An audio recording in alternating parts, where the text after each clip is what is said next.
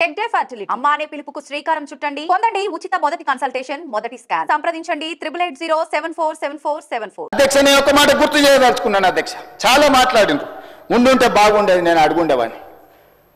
రోజా గారి ఇంటికి వెళ్ళి రొయ్యల పులుసు తిన్నది ఎవరు అధ్యక్ష? నేనా ఉత్తమ్కుమారెడ్డి గారు అధ్యక్ష? రోజా గారు ఒక్కసారి రొయ్యల పులుసు పెడితేనే తిని రాయలసీమను రతనాలసీమ చేసి వస్తాను చెప్పొచ్చిన మహానుభావుడు ఆయన. నిన్ను పుట్టినప్పటి నుంచి 71 సంవత్సరం వరకు పెంచి పోషించి నీకు బుక్కడి బువ్వ పెట్టి గుండెల్లో పెట్టి ఆదరించి భుజాల మీద మోసి తెలంగాణ రాష్ట్రానికి ముఖ్యమంత్రిని చేసి 2009లో కరీంనగర్ జిల్లా నుంచి వలస వచ్చి మహబూబ్నగర్కు బతకడానికి వచ్చి ఒక్క ఓటేయని మహాప్రభు అంటే నిన్ను ఎంపీగా గెలిపించి మా గుండెల్లో పెట్టుకొని చూసుకొని మేము పల్లకీలో మోసి పార్లమెంటుకు పంపిస్తే మా గుండెల మీద తంతవా? ఇది నీ నీతి, నీ జాతి. నువ్వు వచ్చి ఇక్కడ వచ్చి మమ్మల్ని తప్పుపడతావా?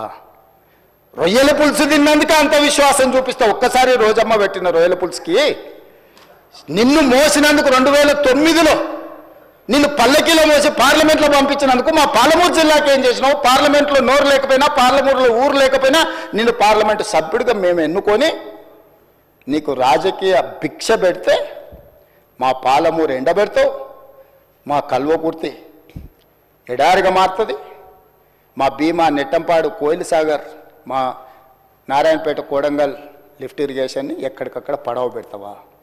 ఇదా నీ నీతి, నీ జాతి అని నేను వారిని అడగదలుచుకున్నా అధ్యక్ష.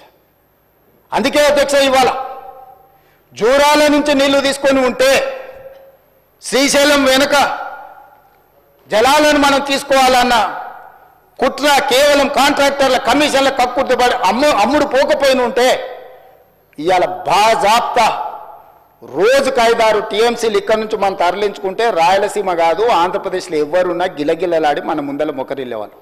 ఇవాళ ఆయన వచ్చి నిస్సిగ్గుగా శ్రీశైలం లెఫ్ట్ బ్యాంక్ రావట్లేదు, రైట్ బ్యాంక్లో నీళ్లు పోతూనే ఆంధ్రప్రదేశ్ తీసుకెళ్తుందని సిఆర్పిఎఫ్ బలగాలు ఏ రోజు వచ్చినాయి అధ్యక్ష? మీరు ఉన్నప్పుడు రాలేదా? మీరున్నప్పుడు ఆంధ్రప్రదేశ్ పోలీసులు వచ్చి తెలంగాణ పోలీసులు అక్కడ ఉన్న సిబ్బందిని తన్నిపోలేదా? మీకు అసలు పౌరుషం ఉందా? మీలో చీము రక్తం ఉందా? ఆంధ్రప్రదేశ్ నుంచి పోలీస్ సిబ్బంది వచ్చి తెలంగాణ సిబ్బందిని తన్నిపోతే కూడా సిగ్గు లేకుండా ఫామ్ హౌస్లో పండుకున్న మీరు ముఖ్యమంత్రి, మీరు ప్రభుత్వం ఉన్నప్పుడు సిఆర్పిఎఫ్ బలగాలు తిష్ట వేస్తే నాగార్జున సాగర్ ప్రాజెక్టు మీద మన్ను తిన్న పాముల్లాక ఉన్న మీరు ఈరోజు మమ్మల్ని తప్పుపట్టి మీరు చేసిన పాపాలు అన్నిటిని మా నెత్తి మీద నెట్టేసి నోరు ఉంది కదా అని వాగి మమ్మల్ని తప్పుపట్టాలనుకుంటున్నారా? ఇదేనా మీ 10 ఏళ్ల అనుభవం? ఈ అనుభవంతోనేనా మీరు మమ్మల్ని అందరినీ ప్రజల్ని మోసం చేసినట్టు సభలో కూడా సభను తప్పుదోవ పట్టించాలని ఆలోచన చేసేదని నేను అడుగుతున్నా అధ్యక్ష. అందుకే ఈరోజు ఈ ప్రాజెక్టులను పూర్తి చేయాలి యుద్ధ ప్రాతిపదికన. మీరు అప్పులు తప్పులు చేసి ఇక్కడ కొంపం ఉంచిపోతే కూడా దాన్ని చక్కదిద్దుకుంటూ ఒకటొకటిగా పరిష్కరించుకుంటూ ఆ ప్రాజెక్టులను ఎట్లయినా పూర్తి చేయాలని నిన్న మొన్న సీతారామ సాగర్లో మా తుమ్మల నాగేశ్వరరావు గారు, మా ఉత్తమ్కుమారెడ్డి గారు, ఆ జిల్లా మంత్రులందరూ కష్టపడి అక్కడ ప్రాజెక్టులను ఒక కొలికి తెచ్చే ప్రయత్నం చేస్తారు. పాలమూరు రంగారెడ్డి ఎత్తిపోతలను చేయాలనుకుంటున్నాం. శ్రీశైలం లెఫ్ట్ బ్యాంక్ కెనాల్ని మేము వచ్చిన తర్వాత 10 ఏళ్ళు నువ్వు పడవ పెడితే మళ్ళీ ప్రారంభించినాం. అనుకోకుండా ఒక ప్రమాదం జరిగింది అధ్యక్ష. ప్రమాదం జరిగి ప్రజలు చచ్చిపోతే, అక్కడ ఉన్న కార్మికులు చచ్చిపోతే సానుభూతి చూపించాలి, కుటుంబాలను ఆదుకోవాలి, కుటుంబాలను పరామర్శించాలి. కానీ పైశాచిక ఆనందం ఏంది అధ్యక్ష? ఎవరు చచ్చిపోయినా తండ్రి కొడుకు మామ అల్లుళ్ళు కలిసి డాన్సులు చేస్తారు అధ్యక్ష. పంట ఎండిపోతే కథం, అసలు వాళ్ళ పైశాచిక ఆనందానికి పరాకాష్ట అయిపోయింది అధ్యక్ష. ఎక్కడ ఏ ప్రమాదం జరిగి తెలంగాణ ప్రజలకు నష్టం జరిగినా, తెలంగాణ రైతుల పంటలు ఎండిపోయినా, తెలంగాణలో కార్మికులు చచ్చిపోయినా, తెలంగాణలో విద్యార్థులు చచ్చిపోయినా, తెలంగాణలో పాఠశాలలో ఏదైనా చిన్న సంఘటన జరిగినా వాళ్ళ కళ్ళల్లో మెరుపు చూడు అధ్యక్ష. దాచుకునే దాగుతలేదు వాళ్ళ ఆనందం. అసలు అంటే ఇట్లా మనుషులు చనిపోతే పైశాచిక ఆనందం ఇట్లా ముఖంలోనే కొట్టొచ్చినట్టుగా అనిపించేటోళ్ళని ఎప్పుడైనా మీరు చూసిండ్రా అధ్యక్ష? ఆఫ్రికా అడవుల్లో మనుషులను బిక్క తినేటోళ్ళని చూసినామని విన్నా. ఈడీ ఆమీన్ ఏదది ఉగాండాకు అధ్యక్షుడు ఉండే అధ్యక్ష ఈడీ ఆమీన్ అని. ఆయన మనుషుల్ని కోసి ఫ్రిడ్జ్లో పెట్టుకొని కొంచెం తీసి ఫ్రై చేసుకొని తినేటోడు అని అంటే సినిమాలు చూస్తే నాకు ఆశ్చర్యం అనిపించింది, ఇట్లా కూడా ఉంటారా అని. ఇప్పుడు నిజం చేస్తున్నారు అధ్యక్ష. ఇక్కడ వీళ్ళు ఈడీ అమీన్తో పోటీ పడుతున్నారు అధ్యక్ష వీళ్ళ పైశాచిక ఆనందంలో. ఇది మంచిది కాదు అధ్యక్ష తెలంగాణకు. 25 ఏళ్ళు మీరు పార్టీ పెట్టి ప్రజలు ప్రతిసారి మిమ్మల్ని ఆదరించారు, అవకాశం ఇచ్చారు. ఆనాడు రాజశేఖర రెడ్డి గారు, చంద్రబాబు నాయుడు గారు, కేంద్ర ప్రభుత్వాలు కూడా మిమ్మల్ని ఓడించాలని చూసిన ప్రజలు మిమ్మల్ని గెలిపించారు. మరి ఈనాడు గుండు సున్నా ఇస్తే కనీసం జ్ఞానోదయం కలగాలి కదా అధ్యక్ష. 8 సీట్లలో డిపాజిట్లు పోవడం అనేది సామాన్యమైన విషయమా అధ్యక్ష? ఎందుకు ఆత్మ పరిశీలన చేసుకోరు? ప్రజల్ని ఎందుకు తిడుతున్నారు అధ్యక్ష? మీరు చేసిన తప్పులకు, మీరు చేసిన అప్పులకు ప్రజలు శిక్ష విధించిండ్రు. దాన్ని వదిలేసి ప్రజలే తప్పు చేసినట్టు, ప్రజలే క్షమాపణ చెప్పాలన్నట్టు, ప్రజల్నే ఉరిదీయాలన్నట్టు, ప్రజల్నే శిక్షించాలన్నట్టుగా వాళ్ళ మాటలు చూడండి అధ్యక్ష. ప్రజలు వాళ్ళు ప్రజలు మోసం చేసింది మాట్లాడతలేరు అధ్యక్ష. ప్రజలను తిట్టేది ఏంది అధ్యక్ష? ప్రజలు విఘ్నులు. ఎప్పుడు ఎవరికి ఏమి ఏ రకంగా చెప్పాలనో ఇండికేట్ చేయాలనో ఇండికేట్ చేస్తారు అధ్యక్ష. భూకంపం కూడా ఒకటేసారి అది అధ్యక్ష. ఫస్ట్ కొంచెం కదిలి, మళ్ళీ కొంచెం ఆగి, కొంచెం కదిలి, తర్వాత భూకంపం అధ్యక్ష. తుఫాన్ ముందలు కూడా ఒక ప్రశాంతత కనిపిస్తుంది అధ్యక్ష.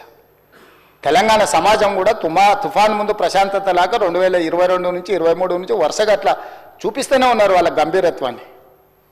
ఇప్పటికైనా జరిగిన పరిణామాల అంచనా వేసుకొని, పరిశీలించుకొని వచ్చి కూర్చొని ఒక బాధ్యత కలిగిన ప్రతిపక్షంగా ఇక్కడ ఉండి మంచిని మంచి, చెడును చెడు, మీ అనుభవాన్ని ఉపయోగించి విశ్లేషించి విడమర్చి మాట్లాడితే ప్రజలు ఆమోదించేటోళ్ళు అధ్యక్ష.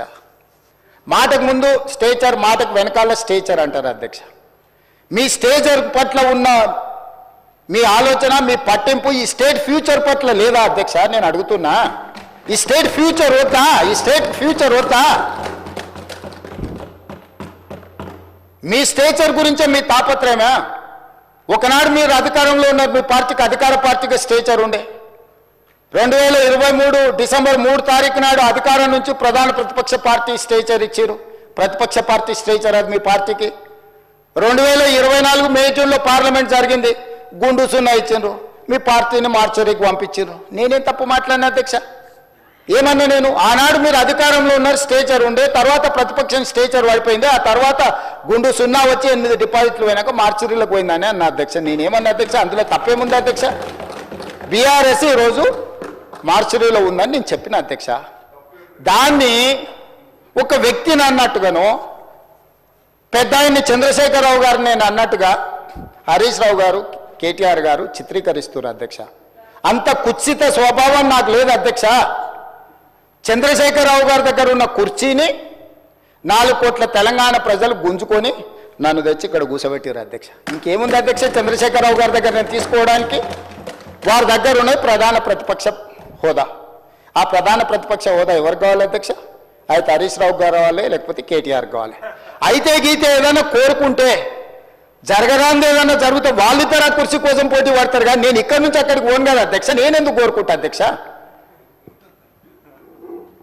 ఇది సింపుల్ లాజిక్ కదా అధ్యక్ష. నాకెందుకు ఆపాదిస్తున్నారు అధ్యక్ష అట్లాంటి తప్పుడు మాటలు అన్నిటినీ? నేను అట్లా కోరుకుంటలేను అధ్యక్ష. 100 సంవత్సరాలు ఆయురారోగ్యాలతో చంద్రశేఖరరావు గారు ఉండాలి, వారు ఆ ప్రతిపక్షంలో అట్లనే ఉండాలి, నేను ఇక్కడనే ఉండాలి, వారు సూచనలు చేస్తూనే ఉండాలి, నేను మంచి పరిపాలన అందిస్తూనే ఉండాలి, మా ఆర్థిక మంత్రి గారు మాకు నిధులు అందిస్తూనే ఉండాలి అధ్యక్ష. ఇది మా ఆలోచన అధ్యక్ష, ఇది మా భవిష్యత్ కార్యాచరణ. నేనెందుకు కోరుకుంటా అధ్యక్ష? నాకెందుకు? వాళ్ళు సరిపోను అన్నట్టు మళ్ళీ నేను కావాలా? వాళ్ళ ఇంట్లోనే పోటీలు పడుతారు నలుగురు, ఎవరు అందులోకి రావాలను. మా మిత్రుడు మహేశ్వర్ రెడ్డి గారు కూడా ఉన్నారు. మంచి మనసు ఉంటే మాతో పాటు ఇక్కడ కూర్చుంటాడు, ఈ రోజు కాకపోతే రేపైనా. ఏమున్నది అధ్యక్ష? నాకు మంచి ఫ్రెండే, నేనేం కాదంటలేను అధ్యక్ష.